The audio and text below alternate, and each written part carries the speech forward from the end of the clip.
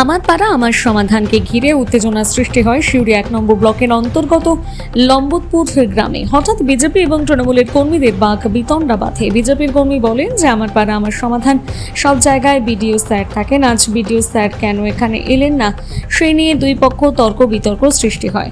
আমার পাড়া আমার সমাধানে অফিসাররা শেষ পর্যন্ত গ্রামবাসী যতগুলো অভিযোগ ছিল সেইগুলো নথিভুক্ত করে, সমস্যায় যতগুলো সেইগুলো বাস্তবায়িত করার প্রতিশ্রুতি দেয়।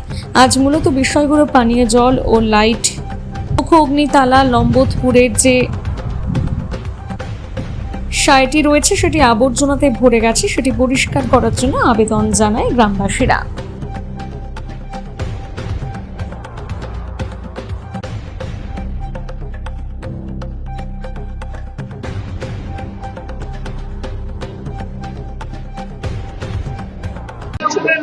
ওটা তো উন্নীত দলগতভাবে বিজেপি এবং এখন আমাদের নন্দদলপুরের গ্রাম পঞ্চায়েতের সদস্য হচ্ছে বিজেপি, পঞ্চায়েত সদস্য হচ্ছে বিজেপি। 2023 সালে পঞ্চায়েত নির্বাচন হয়ে যাওয়ার পর এতদিন পর্যন্ত আমাদের সাহেব কুকুরগুলোকে কোনো করে নেই। আপনি কি নিয়ে অভিযোগ করছেন? আমার তো অভিযোগ হয়েছিল কিন্তু দিল একটাই, আমি বললাম যে আমাদের নন্দদলপুরে মুখাগ্নি তোলা নেই, হিন্দু গ্রাম অথচ মুখাগ্নি তোলা নেই। দেওয়া হচ্ছে আমি তাই বলবো, বলতেছি ওরা বিজেপি থেকে আমি নামটা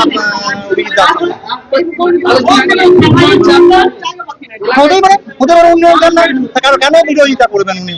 আমি যেটা বলছি, আমি যেগুলো বলবো গোটা গ্রামের মানুষ একই কথাই বলবে, একই কথা বলবে এবং তার মধ্যে সত্যতা, মিথ্যা কথা বলার কোনো জায়গা নেই। একদমই মানুষের জন্য বলছি এবং সবসময় বলে আবারও বলবো। আমার নাম বিপুল দাস। 94 এবং 96 বুথে আমাদের পাড়া আমাদের সমাধানী কর্মসূচি ছিল, সেটা এখনই আমাদের কমপ্লিট হলো। দুটো বুথে মানুষ আমাদের গ্রামবাসীর কাছে আমরা কাজ তুলে নিলাম, তাদের নাম ধরে ধরে সেই কাজগুলো আমাদের যত 10 লক্ষ টাকার কাজ আমাদের দুটো বুথে 20 লক্ষ টাকার কাজ হবে 10 একটা শুরু হওয়াতে দেখা গেছিল হট্টগোল এবং সেখানে বিডিও অফিসের আধিকারিক বা বিডিও স্যার উপস্থিত নাই, সেই যে কিন্তু সেই ক্ষোভ কিন্তু আমাদের এটা সরকারি প্রোগ্রাম, বিডিও সাহেব অনেক মিটিং থাকে, সেই জন্য আস্তে তার প্রতিনিধি এসছে, ব্লক প্রশাসন এসছে, আমার পঞ্চায়েত প্রশাসন এসছে, প্লাস আমরা পঞ্চায়েত সমিতির সভাপতি আমরাও ছিলাম, আমাদের প্রধানও ছিল, সবাই মিলে আমরা সরকারি যে প্রকল্প আমাদের পাড়া আমাদের সমাধান সেটা সম্পূর্ণ সুষ্ঠুভাবে হয়েছে। সবাইকে আমাদের বলার সুযোগ দিয়েছে, আমাদের গ্রামবাসীজন প্রত্যেকজনকেই সুযোগ দেওয়া হয়েছে, যে আমাদের এসছিল আমাদের ক্যাম্পে সবাই নিজের নিজের কাজ নিজে নিজে বলেছে। না, সবারই গ্রামবাসীদের সবারই কাজ শোনা হয়েছে, এখানে বিরোধী শাসক বলে কিছু নেই, সবাইকে সুযোগ দেওয়া হয়েছে, গ্রামবাসীকে সুযোগ দেওয়া হয়েছে। সেটা ওনাদের ব্যাপার, সেটা ওনারা বলতে ভিডিওকে চাই, কিন্তু আমার এটা সরকারি প্রোগ্রাম, সরকারের নির্দেশ অনুযায়ী এখানে আমাদের প্রোগ্রাম হয়েছে, আমাদের প্রশাসন এসে প্রোগ্রাম আমাদের পরামর্শ প্রোগ্রামটা কমপ্লিট করবে। প্রথম দিকে আমাদের যে বাধা দিচ্ছিল যে ভিডিওর জন্য, কিন্তু সেটা কিন্তু বাধার কারণ নয়। ব্লকে আমাদের ব্লক এক্সটেনশন অফিসাররা সবাই এসে, আমাদের বিডিও সাহেব সবসময় সব প্রোগ্রামে থাকতে পারে না, একটা বিডিও সাহেব আপনার ব্লক চালাতে হয়, তাদের ডিএমের সঙ্গে মিটিং থাকতে পারে, তারা বিভিন্ন কারণে ব্যস্ত থাকতে পারে, তার জন্য তার প্রতিনিধি পাঠিয়ে বিরোধী পক্ষ সেটা গ্রামবাসীর এখানে প্রশাসনের বিরুদ্ধে যারা আছে তারাই করেছে। আমাদের পাড়ার সমাধানে আমাদের পাড়ার সমাধানে আমাদের যে কাজ হয়েছে, যারা আমাদের সরকারের বিরোধিতা করে তারাই করেছে। আমার নাম ইন্দ্রিত মণ্ডল, সিউড়ি 1 নম্বর পঞ্চায়েত সমিতির সভাপতি। হ্যাঁ, বাধা দেওয়ার একটা কারণ হচ্ছে কি, মানে এরা 15 বছর থেকে এখানে রাজ করছে, টিএমসি, বুঝলেন, এখনো পর্যন্ত গ্রামের কোনো উন্নয়নই হয় না। একটা ড্রেন, একটা রাস্তা, হ্যাঁ, কালভার্ট ভেঙে পড়ে আছে, অগ্নি মানে মুখাগ্নি তলা। আমরা বারবার বলে এসেছি, বিডিও অফিসে সমস্ত কিছু নোট দিয়েছি, সভাপতিকে জানিয়েছি, তারপরে এটা করার কোনো ইয়ে করে না, আমরা বিরোধী পক্ষ বলে। সেই জন্য উনি বলতে চাইলেন যে আমি সমস্ত কিছু আমি নোট করে এসেছি, সমস্ত কিছু একসঙ্গে করবো। আমরা সেই জন্য বলছি একসঙ্গে বলা যাবে না, যে কোনো একটা বলা যেতে পারে। কারণ কি, তোমার 15 বছর তো করেছে কাজ, 15 বছর কোনো কাজ হয়নি বলে আমি বাধা দিয়েছি। 15 বছর ধরে কোনো কাজ হয়নি। এই গ্রামটা হ্যাঁ? কে উনি নির্দল সমর্থক ছিলেন, নির্দল সমর্থন নিয়ে গত ইলেকশনে দাঁড়িয়েছিলেন।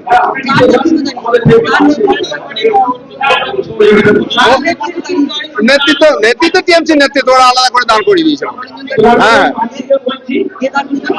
টিএমসি দাঁড় করেছিল আলাদা করে, নামটা জানা নাই তো, টিএমসি আলাদা করে ওকে দাঁড় করেছিল। হ্যাঁ, তা জানি না, নামটা ঠিক জানা নেই। যে দাঁড় করেছিল ওর নাম বিপুল দাস।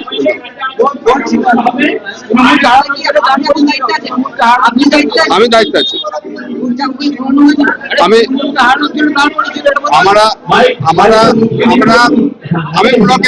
আমি ব্লকের মেম্বার, বুঝলেন, নম্বরপুর হোসনাবাদ পয়েন্ট নিয়ে আমার ব্লকের মেম্বার আমি দিলীপ কুমার মাত, আমার 4 নম্বর মন্ডল। শৃঙ্খলা এবং আপনাদের তরফ থেকে একাধিক অভিযোগ আনা হলো, বিশেষ করে ভিডিও খারাপ আসেননি বলে আপনারা অভিযোগটা জানালেন। দেখুন, বিডিও সাহেবকে আমরা একান্তভাবে চেয়েছিলাম, তার কারণ হচ্ছে লম্বদপুরে আপনি দেখবেন আমার পাড়া আমার সমাধান সবার লাস্ট প্রোগ্রাম, আজকে আমার পাড়া আমার সমাধান সমাপ্ত হয়ে যাচ্ছে লম্বদপুর দিয়ে। তো আমরা চেয়েছিলাম, বিডিওকে সাক্ষাৎ করেও বলেছিলাম যে বিডিও সাহেব যেন আমার পাড়া আমার সমাধানে থাকেন। কারণ কি, এই গ্রামের দুটো সংসদ এবং পঞ্চায়েত সমিতির সভাপতি সব বিরোধী দলের, মানে বিজেপির। আমাদের সামান্য ড্রেন পরিষ্কার করতে গেলে আমাদেরকে বিডিওর কাছে যেতে হয়, কারণ প্রধান আমাদের কথা শোনে না। আমাদের গ্রামের কোনো লোককে কোনো সরকারি প্রকল্পের সুবিধা দেওয়া হয় না। প্রতিবার ঘুরে ঘুরে ধরুন হাঁস মুরগি দেওয়া হোক বা যাই হোক, ঘুরে ঘুরে তৃণমূলের 4-5টা কর্মীকে দেওয়া হয়। সেখানে পঞ্চায়েত সমিতির সভাপতিকে এতবার রিকোয়েস্ট করার পরেও, যেহেতু পঞ্চায়েত সমিতির যে মেম্বার আছে তার হাতে কিছু দেওয়া, যে সমস্ত সাধারণ মানুষ যাতে পায়, কিন্তু তার কোনোদিন কোনো ব্যবস্থা হয় না। আমরা আজ অবধি আমাদের গ্রামে কি দেখলাম, পরপর দেখলাম। আগে কি দেখেছি, পুরনো কলকে উপরে ওয়াশ করে দিয়ে তার উপরে সোলার সাবমার্সিবল করে দিয়েছে, তার জায়গায় সোলার সাবমার্সিবল করে দিয়েছে, সেই জল খাওয়া যায় না। সোলার সাবমার্সিবল বা আপনার ইলেকট্রিকের ডিপ সাবমার্সিবল করা হয় কি জন্য, পানীয় জলের জন্য। কিন্তু পানীয় জল সেখানে ব্যবহার হয় না, সেখানে কাপড় কাচা হয়, চান করা হয়, এইসব কাজ করা হয়। এই গ্রামে আজ থেকে 15 বছর সরকারে আছেন মমতা ব্যানার্জি, কিন্তু এই গ্রামের ইতিহাস হচ্ছে এবং তিলপাড়া পঞ্চায়েতের ইতিহাস হচ্ছে, এখানে শাসক দল, তৎকালীন শাসক দল মানে সিপিএম মাত্র একবার ক্ষমতায় এসেছিল। মানে এই তিলপাড়া পঞ্চায়েত বরাবর বিরোধী দলের ছিল, তৎকালীন কংগ্রেস, বর্তমানে তৃণমূল কংগ্রেস। আজকে যারা ক্ষমতায় আছে তারা 30 থেকে 35 বছর 40 বছর ধরে ক্ষমতায় আছে। আজকে এসেও আমার পাড়া আমার সমাধান কেন করতে লাগবে? আমাদের গ্রাম তো ফুল ডেভেলপ হওয়ার কথা, শহর ঘেঁষা আমাদের গ্রাম, আমাদের গ্রামের একটা পার্ট শহরে ঢুকে গিয়েছে। তা আজকে এসে আমাদের গ্রামে আমার পাড়া আমার সমাধান কেন করতে হবে? আজকে আমরা মুখাগ্নি তোলার জন্য আমাদেরকে বলতে হচ্ছে, কেন বলতে হবে? আমাদের গ্রামে আজ থেকে 30 বছর ঢালাইয়ের রাস্তা হচ্ছে, সেই ঢালাইয়ের রাস্তা দুরবস্থা হয়ে আছে। আপনারা বাইক চালিয়ে এলেন, আমরা চেয়েছিলাম সেই রাস্তা যেন আবার নতুন করে সংস্কার হয়, কিন্তু আমাদের গ্রামে হয় না।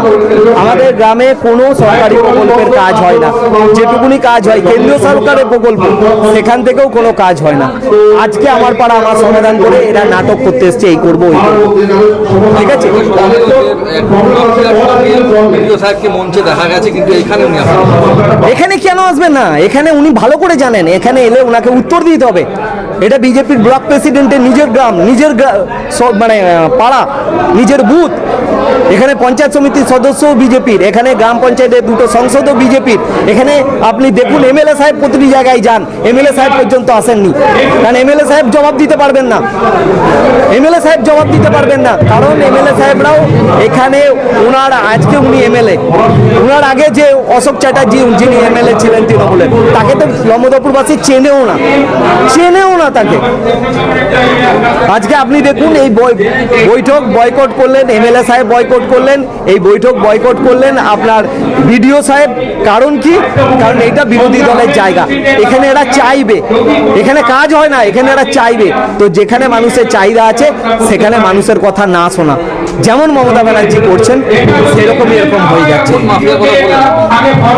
আপনারা সবাই দেখেছেন, আপনাদের ক্যামেরায় ওখানে স্পষ্ট আছে যে নগরী অঞ্চলের মাফিয়া ডিস্কোকে পাশে নিয়ে বসে বিডিও সাহেব ওখানকার আমার গ্রাম আমার পাড়া আমার সমাধান এই প্রোগ্রাম করেছেন।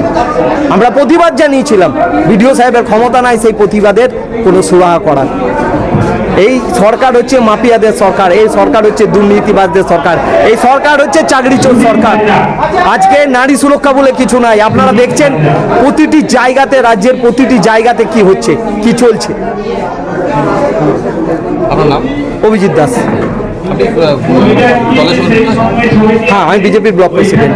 এটা আমার নিজের বুথ, এটা আমাদের বংশের দান করা জমিতে স্কুল হয়েছে, এটা কোনো সরকারি জায়গাতে স্কুলটা হয়নি।